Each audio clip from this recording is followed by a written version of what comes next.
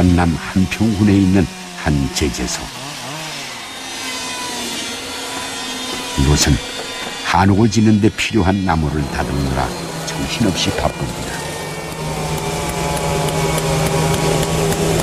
한옥이 작년하고 금년 대비하면요, 아마 작년에도 저희가 평상시보다 2배 정도는 늘었고요. 1년에 12채라면 한 24채 정도 했고요. 금년 같은 경우에는 그 배가 늘었다고 보거든요.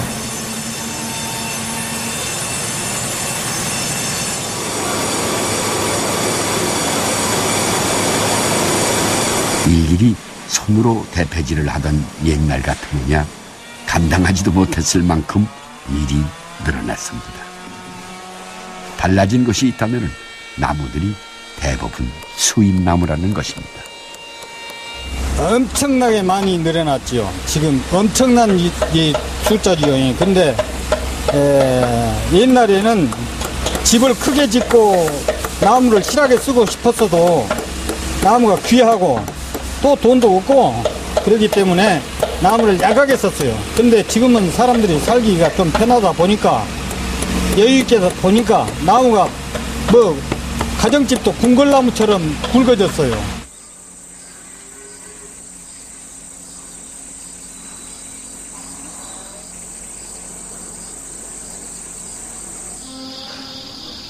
한옥에 대한 인식이 달라지면서 한옥을 농촌을 살리는 문화 코드로 이용하기도 합니다.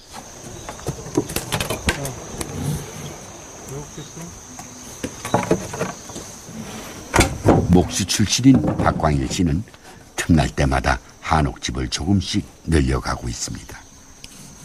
전라남도에서는 10가구 이상 모이면 한옥을 지을 세대당 2천만 원을 지원하고 3천만 원을 저리로 융자해주는 정책을 펴고 있습니다. 지금 약 한 20채 정도를 이렇게 짓다 보니까 마을의 변화가 이제 많이 이제 바꿔졌죠. 옛날에는 이렇게 아주 빈촌으로 이제 이렇게 쓰레기집 이런 식으로 보이는데 이제는 그 기아집들이 옛날 흔히 말하는 뭐 대골 같은 그런 기아집들이 이렇게 여러 채 있다 보니까 또 주민들도 거기서 사는 것이 상당히 자부심을 느끼고 살고 있습니다. 그렇게.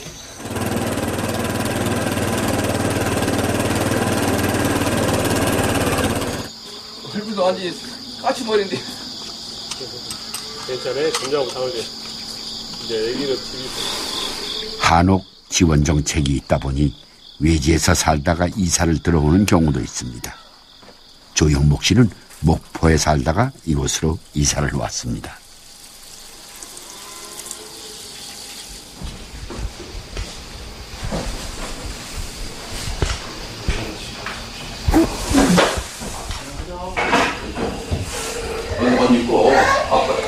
직장은 여전히 목포이고 아이들 학교도 멀다 보니 아침 시간이 많이 분주합니다.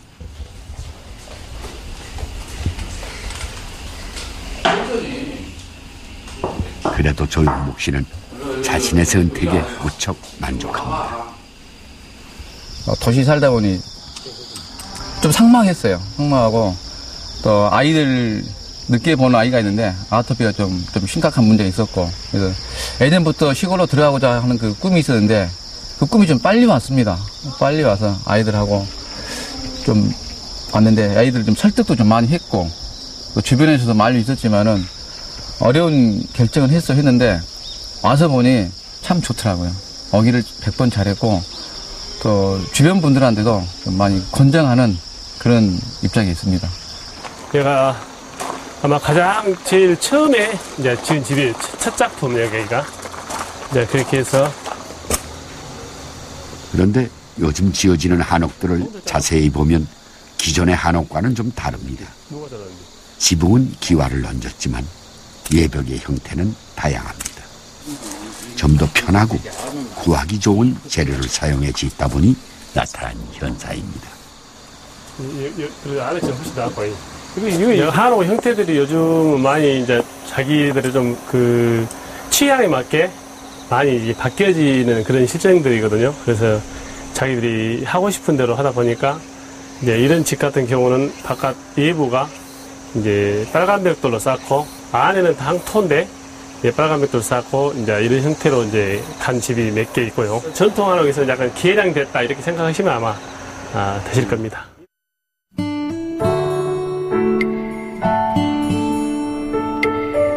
전통 한옥의 아름다움을 가장 잘 표현한 사진작가로 꼽히는 고 김대벽 선생. 남대문에서 온 것들이 어머니 한번 봐주세요. 한평 남짓했던 작업실 공간을 필름과 자료들로 빼고 갑니다. 70평생 사진을 찍어온 선생의 열정이 고스란히 느껴집니다.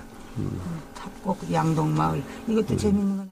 뭐 이렇게 정리가 안 되는 상태이기는 한데 예전에 그 쭉 모아두신 상태들이 그대로 그냥 뭐 자리가 지금 자료들이 남아 있는 그런 그 상황입니다. 이걸 이제 저희가 좀 정리를 좀 해야 될 것 같고요. 그동안 쭉 한옥에 대해서 이런 자료들이 지금 현재 모여져 있는 것들입니다. 평생 카메라를 통해 한옥을 바라보았던 고 김대벽 선생. 그가 느낀 전통 한옥의 아름다움은 어떤 것이었을까요?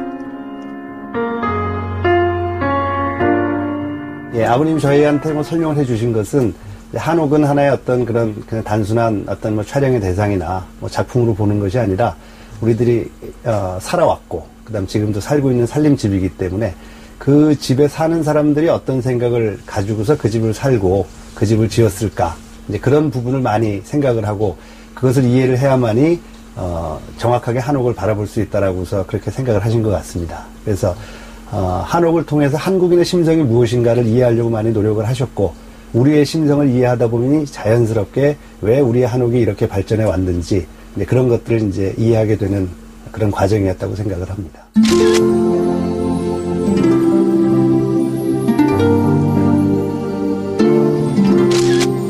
돌과 흙과 나무로 지어진 자연의 집.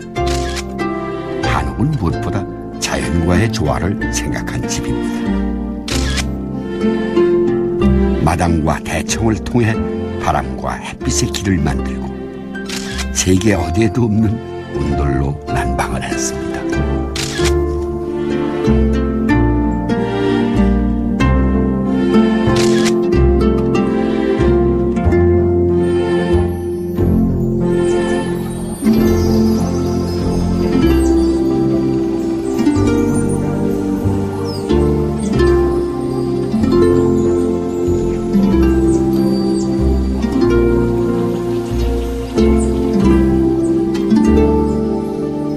우리나라에서 가장 아름다운 한옥 가운데 한 곳으로 꼽히는 윤중고택.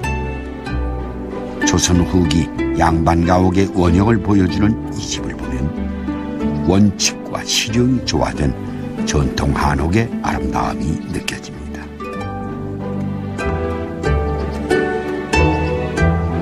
이 집의 특징으로 꼽히는 사랑채 누마루를 살펴볼까요? 그래서 완전히 열어가지고 매달아서 이 공간을 완전히 개방할 수 있게 되어 있습니다. 이 창문을 이렇게 네 짝으로 되어 있는데 그래서 완전히 열어서 여기 걸쇠에 걸게 되어 있습니다. 그럼 완전히 개방이 되게 되죠. 그래서 이 누마루가 밖의 경치를 보기에 아주 좋은 공간으로 됩니다. 그러니까 이렇게 창문, 이 벽을 이뤘던 창문이 선장이 되는 이런 가변성을 갖고 있는 것이 한옥의 큰 특징입니다. 누마루는 평상시에는 사방이 막힌 바입니다. 그런데 문을 걷어 올리면 사방이 뚫린 대청으로 변합니다.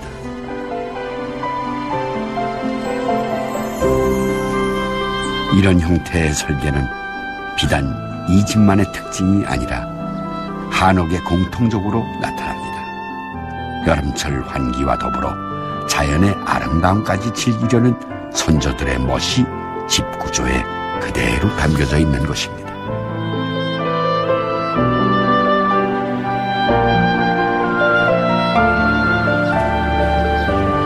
한옥이 지닌 과학성은 집 곳곳에 숨어 있습니다. 디귿자형 구조의 안채 대청이 유난히 넓은 것도 이유가 있습니다.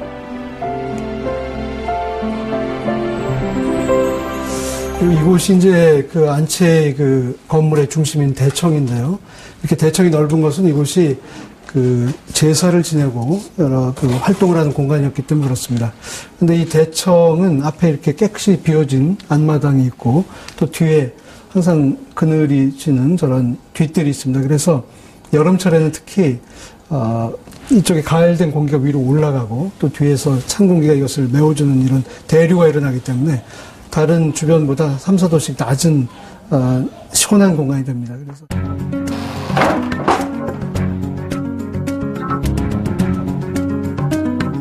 여름철 앞마당에서 데워진 공기가 위로 올라가면 기압이 낮아집니다. 그걸 채우기 위해 뒤에 있는 시원한 공기가 집 앞으로 이동을 합니다. 이때 이동 통로가 대청마루입니다. 한옥하면 대표적인 아름다움으로 꼽히는 처마. 처마에도 과학이 숨어 있습니다.